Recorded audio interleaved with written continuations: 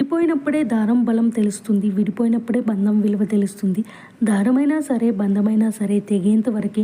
ఒక్కసారి తెగిపోయిన తర్వాత తిరిగి అతికించడం చాలా కష్టం.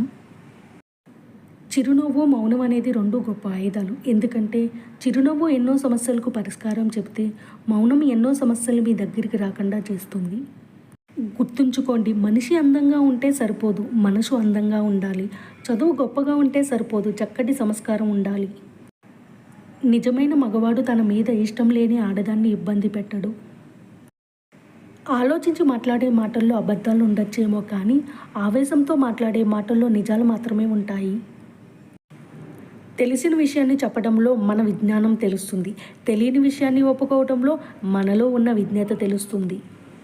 మీ లైఫ్లోకి వచ్చే వాళ్ళకి చోటు ఇవ్వండి, వెళ్ళిపోయే వారికి దారివ్వండి. నీకు మర్యాద దొరకలేని చోట నువ్వు కాలికి వేసుకున్న చెప్పులనైనా వదలకు. ఈ లోకంలో మనిషికి మాత్రమే ఉండే ప్రమాదకరమైన మానసిక రోగం ఓర్వలేనితనం. తనకు లేదని ఉన్నవాళ్ళను చూసి ఏడ్చేవాడికి ఎన్ని ఉన్నా నిత్య దరిద్రుడే. కొవ్వొత్తి కరుగుతూ చెప్తుంది చివరి వరకు ఇతరులకు సహాయపడమని. వృక్షం చల్లగా చెప్తుంది తనలాగే కష్టాల్లో ఉన్న ఇతరులకు సుఖాన్నివ్వమని. ఏరు జలజల పారుతూ చెప్తుంది తనలాగే కష్ట సుఖాల్లో చలించకుండా సాగమని.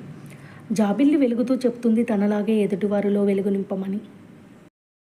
ఆనందంగా ఉండటం అంటే ఏ లోటు లేకుండా ఉండటం కాదు, లోటుపాటులకు అతీతంగా బతకడం. నేను ఎప్పుడూ నవ్వుతున్నా అంటే నాకు ఎలాంటి ఇబ్బందులు కష్టాలు లేవని కాదు, వాటన్నిటినీ నవ్వుతూ గెలుస్తున్నానని అర్థం. నీ గురించి ఆలోచించు, బలపడతావు. పక్కవారి గురించి ఆలోచించు, బలహీనపడతావు. ఇదే నేటి పరిస్థితి. థ్యాంక్ యూ ఫర్ వాచింగ్ అండి. మీకు ఈ వీడియో కనుక నచ్చితే లైక్ అండ్ షేర్, సబ్స్క్రైబ్ తప్పకుండా చేసుకోండి. థ్యాంక్ యూ ఫర్ వాచింగ్ అండి.